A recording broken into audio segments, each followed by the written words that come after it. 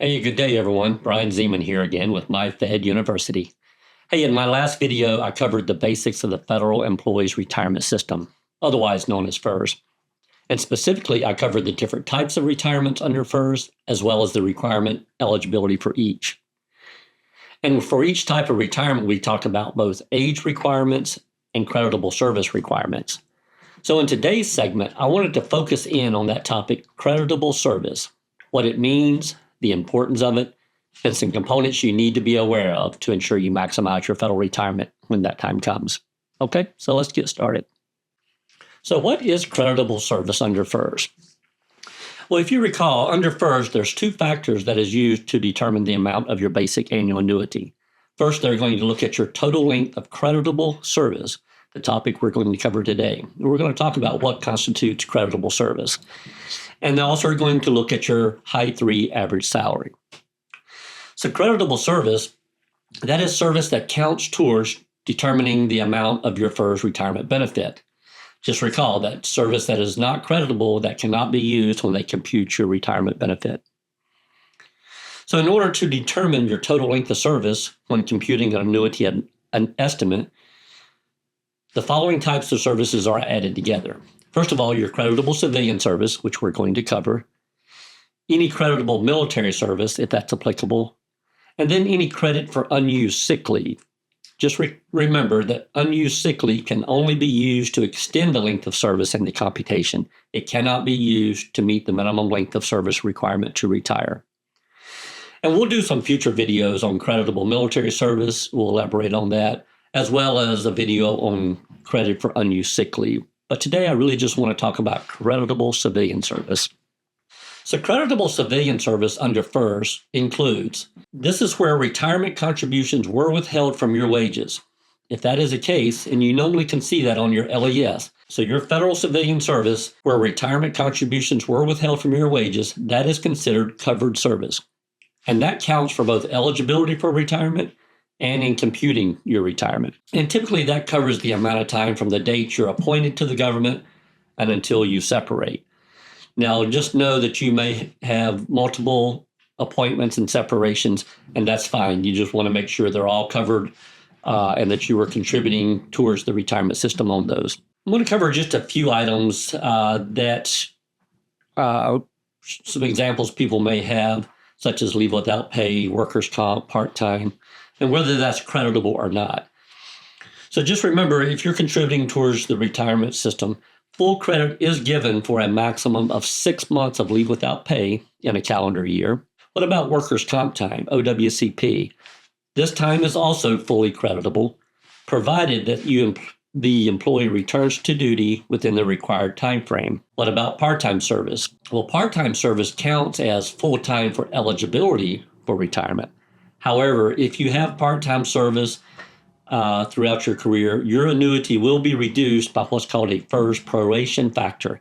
And this is going to reflect the difference between your full-time and part-time service for that period of FERS service. What about intermittent service, or WAE, when actually employed? This is only creditable only for actual days or hours worked. And lastly, full credit will be given for breaks in service, as long as those breaks in service are 3 days or less. So let's talk about non-deduction service, what that is, and civilian deposits. So non-deduction service under FERS, that is service during which no retirement deductions were withheld from your pay. A good example of this, and one we see most often, is temporary appointments. So under FERS, if you did not have retirement, if you had service and retirement deductions were not being withheld, you may still receive credit for that non-deduction service. If it was performed prior to January 1st, 1989, and you make a deposit for that period of non-deduction service, plus the interest, that service will be fully creditable for both eligibility and computation. Now, if no deposit is made for that non-deduction service performed prior to January 1st, 1989, that time will not be creditable for eligibility purposes or in your computation of your annuity. And non-deduction service performed after December 31st, 1988, unfortunately, that is not creditable for any retirement purposes, as no deposit is allowed for that period. So the chart at the bottom of this slide just basically recaps what I said. So just remember, if you have non-deduction service that you've worked, that means non-deduction service meaning no retirement deductions were withheld from your pay for that time. If that non-deduction service was worked prior to January 1st, 1989, and you make a deposit, that is going to be fully creditable for both eligibility and computation. If it was worked before January 1st, 1989, and a deposit was not made, that service is not creditable for any purpose, as well as if service worked after 12/31/1988, that service would not be creditable for any purpose as well, as a deposit is not allowed. So what about refunded service and civilian redeposits? So if you're a FERS employee and you separate from federal service before meeting the eligibility requirements for an annuity, you may apply for a refund of your FERS contribution. Now, if you did this, refunded service, really a simpler way to say this is refunded service is federal civilian service in which retirement deductions were withheld from your pay, but then they were later refunded to you when you separated from the federal service.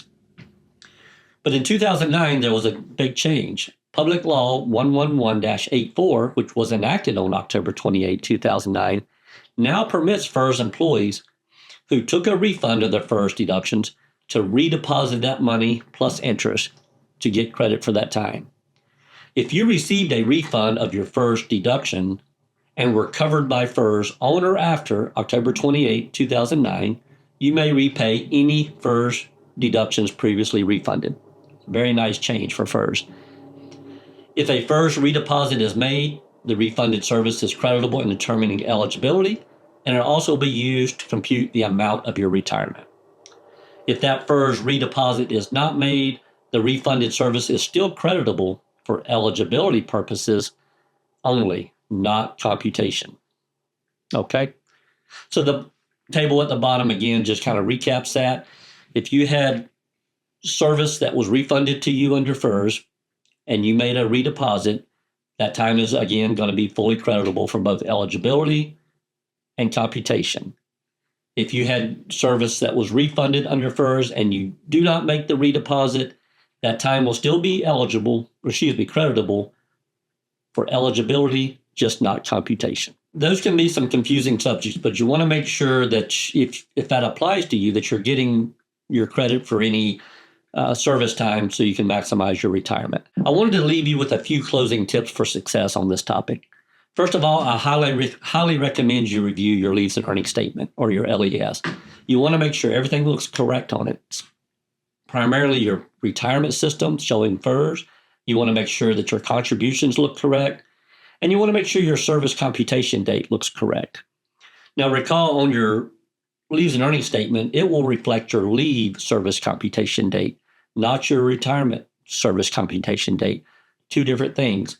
Many times those dates are the same, but they can be different depending on if you have creditable time or non-creditable time.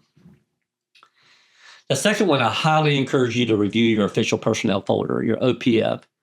You want to ensure that it captures all of your federal service as well as any military service if applicable, and that is documented in your record. Your military service could be your copy of your DD-214, but really for all of your federal service, for any federal time that you have, you want to make sure that it is captured in your OPF. I would also highly recommend for you to determine if you have any non-deduction service or refunded service, those two items we just covered, or military service that you would need to make a deposit or a redeposit on for that time to be creditable.